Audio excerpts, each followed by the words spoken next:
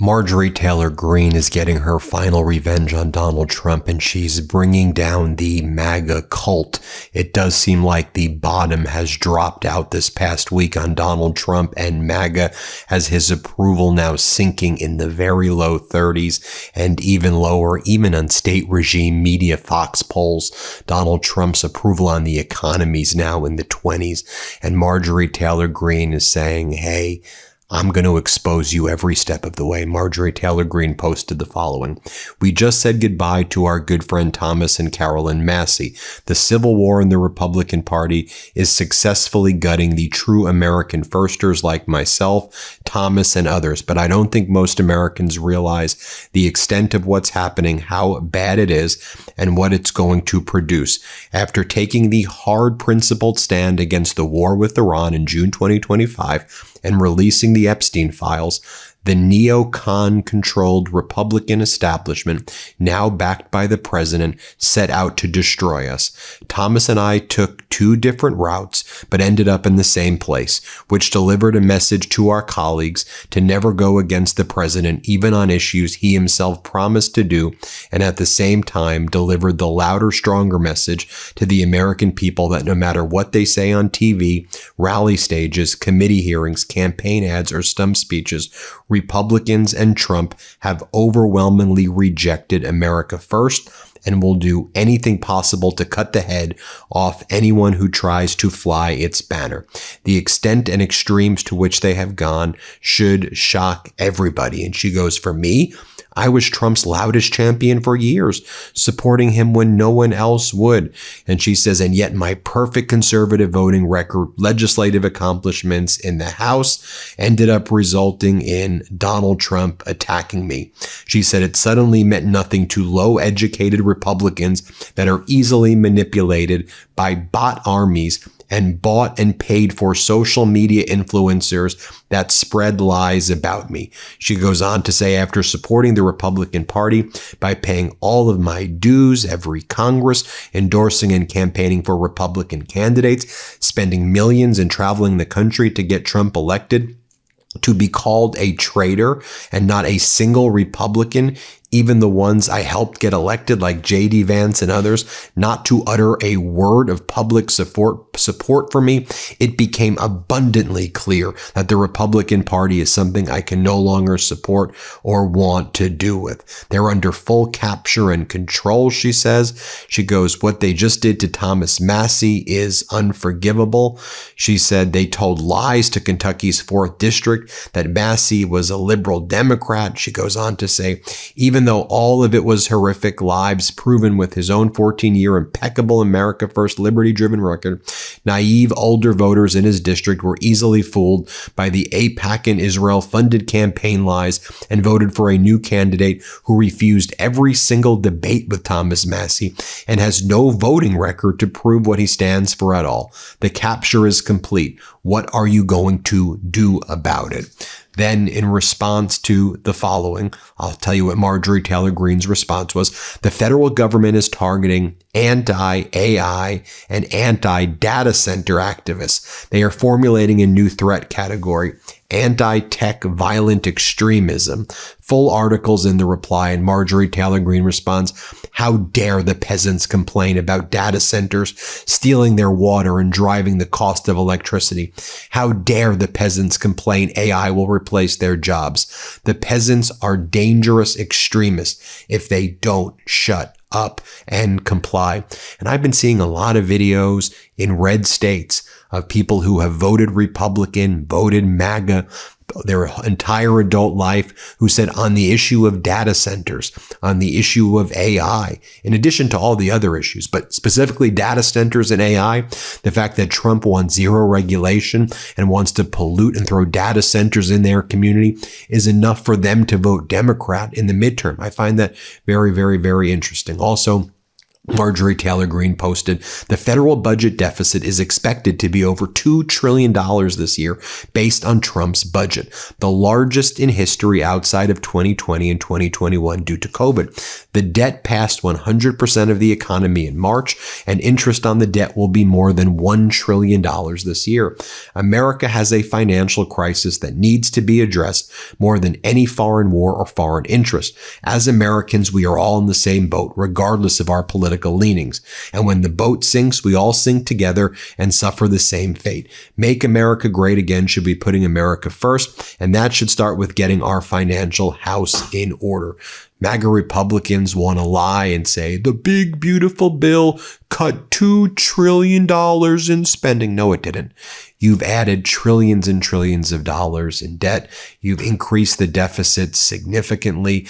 You're asking for a $1.5 trillion military budget, which is like a 80% increase in where we were from like 2 years ago, so you can commit more war crimes. You're ripping away people's health care. You're destroying people's future right now. And I think the spell of MAGA is being broken. And so as I noted at the outset, and as we see in the title, Marjorie Taylor Greene bringing down the MAGA cult and getting her revenge. And we've seen this now throughout the country. Some of the biggest MAGA influencers, some of the biggest MAGA personalities are speaking out, are coming out and letting people know that they were in a cult. This is happening at a mass scale. Have you all seen Ashley St. Clair? She's now the mother of one of Elon Musk's child. She was deep in the MAGA cult. She'll admit that she was in the MAGA cult, and like Marjorie Taylor Greene was.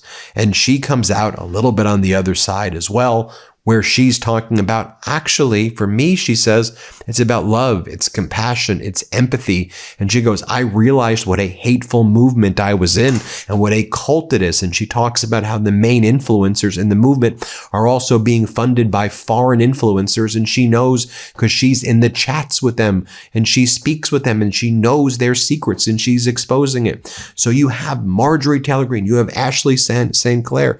Here's Ashley St. Clair on Zetio. Here's what she says. Let's play this clip. What was your wake-up call? What did you read? What did you see? Who did you talk to that made you think, you know what, I've gotten this all wrong for the last few years?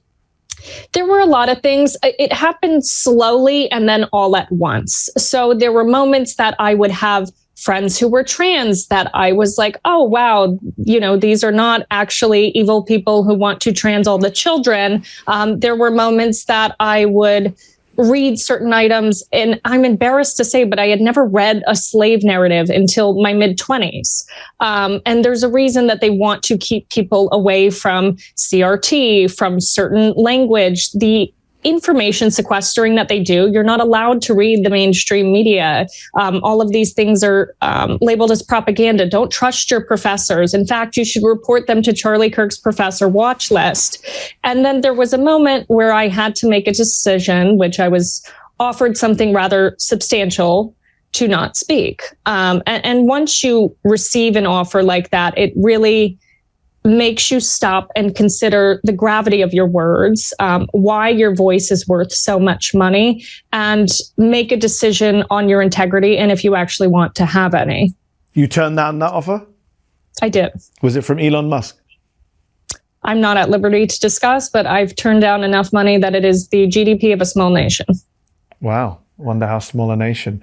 Many who are skeptical of you attribute your shift to being burned by Elon Musk and MAGA. What do you say to your critics on the liberal left who believe your new views are just a convenient way to retaliate against your old friends? Well, first of all, I'm not making any money from this. I'm back in school. I just finished out my semester with 22 credits, and I plan to go to law school. That's what I want to do. I want to start fighting and making amends within the system that I believe is perpetuating a lot of harm.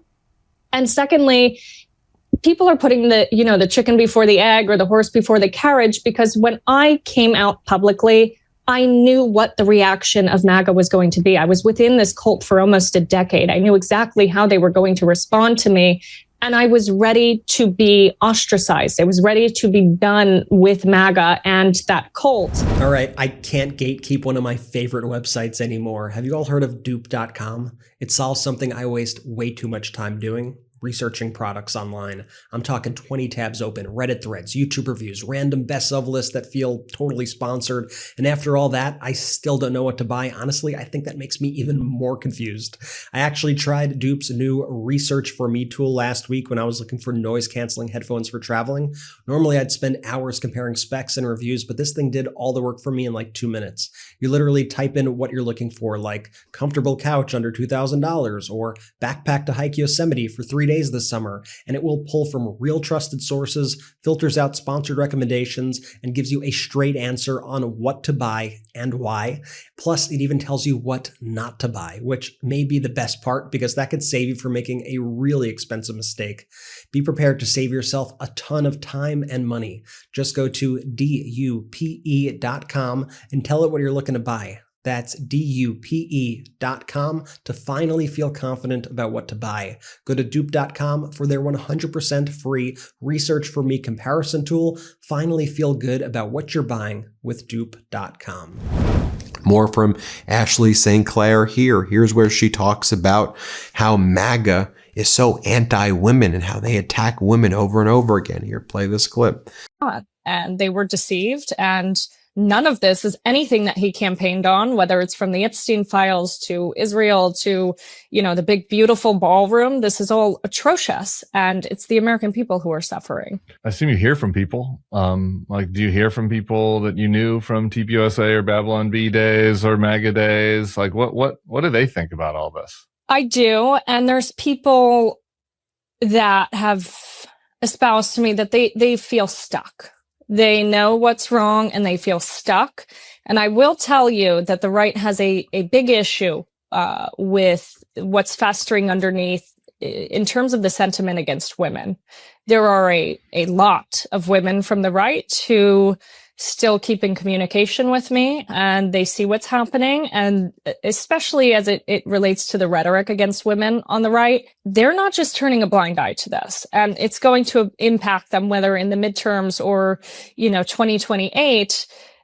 They're waking up to the fact that they've also been had, that they've been used as pawns within this fringe movement. How would you recommend?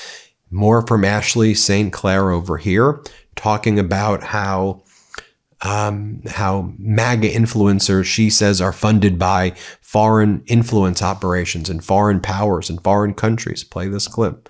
MAGA influencers, the official Trump war room, all of these people are within these group chats and being told exactly what to say. During the campaign, they also had campaign calls with influencers such as myself, in which they said, hey, here's how we want to respond to things. Here's the messaging that we're going to stay on. Good work, soldiers. Was there ever anyone expressing behind the scenes, this feels a little bit weird? Not really. And then who's this, if there's paid campaigns, who is paying for those campaigns? Everyone and anyone. And what's astonishing is some of these funding methods are hidden through various different companies or consulting firms. So you really don't know where a lot of the money is coming from. And these also have paid trips to Israel, paid trips to Russia. There's Qatari money flowing in and out. So much Qatari money in Republican politics that just you'll never find because it's laundered. And then Ashley St. Clair was on I've Had It podcast. I love I've Had It podcast. Here's what she had to say. Let's play it. And they say so much like, oh, it's not a victimhood mentality. It's not this, it's not that. But they live in the biggest victimhood mentality, that they think the biggest issue is trans people, that they think it's going to take away from them so much if you recognize Black literature. Reading my first slave narrative at 25, I was like, no wonder they don't want me reading this because this is horrific.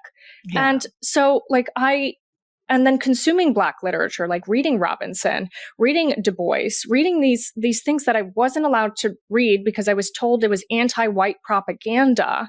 And just read what you're not supposed to. Read what they're telling you. How racist is the movement? It's pretty racist. That's what I mean. I think it's just, would you say that's at the epicenter of it? And then also owning the libs? I think it's becoming more and more at the epicenter of it. It wasn't so much before, but people like Stephen Miller have really like, I have texts from Stephen Miller where he's like, we need white boy November. Oh yeah. You have texts from Stephen Miller? He used to text me every day during the election. He's like, share this. Every time I've seen him, he's sitting down at the board with a drink. So don't know. But what would he text you? We need what? He would ask for retweets during the election. Like, would you say white boy? White boy November. He's like, we need the white boys. This is going to be white boy November. Like, he's just a loser. And so, like, he's begging me for retweets. He's like, we need to get Wait, hold on. So that guy is reaching out to you to reach. Oh, yeah. They're all so insecure. They're losers. Yeah. They're I mean, I knew that. I knew all of this. That's why I don't care. I'm like, who am I? And how badly do they want to own the libs? Would you say that is the driving force, like the ethos that like bonds them together, owning the libs? No, I think they're just hateful racists. Like, I think that what bonds them together is hate and that they weren't cool in high school. And here were her final words to Benny Johnson. You could hear for yourself. Let's play it. So, Benny, I have been sitting on the receipts of you for far too long. You and your sociopathic behavior and the way you operate your businesses and your grift. So you want to go, Benny? You want to talk about my children and make this personal? Let's go, because I have been sitting on this for far too long. And guess what? A lot of people have been sitting on things about you for far too long. And I will remind you that if you live in a glass house, stop throwing stones for your little Facebook dollars. TTFN, you're next. And Benny, I wouldn't even try to retroactively delete anything on Telegram because I backed it all up years ago, many, many moons ago, because I've known you're a piece of shit. So, folks, between Marjorie Taylor Greene, Ashley St. Clair, this MAGA movement is crumbling right now before our eyes. And don't even get me started on sports. And music. Trump lost the culture. He should never have had the culture in the first place. But there was that moment at the beginning of his term where, the football players were doing the stupid dance of his. And it was like, don't you all realize what a bad human being he is and how he hates you? And don't you understand the history of him? And now, it took a while, but now you see the music acts that said they were going to perform at the Freedom 250, not performing there and backing out and saying we were defrauded by the Trump regime. We have athletes, again, NFL players speaking out after seeing Donald Trump's trying to use football for his advantage. We're seeing that at large, and it's an important development.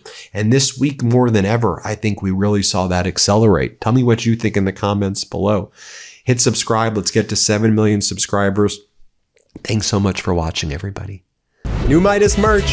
Head to store.MeidasTouch.com today and get yourself the best pro-democracy gear and show your support. That's store.MeidasTouch.com.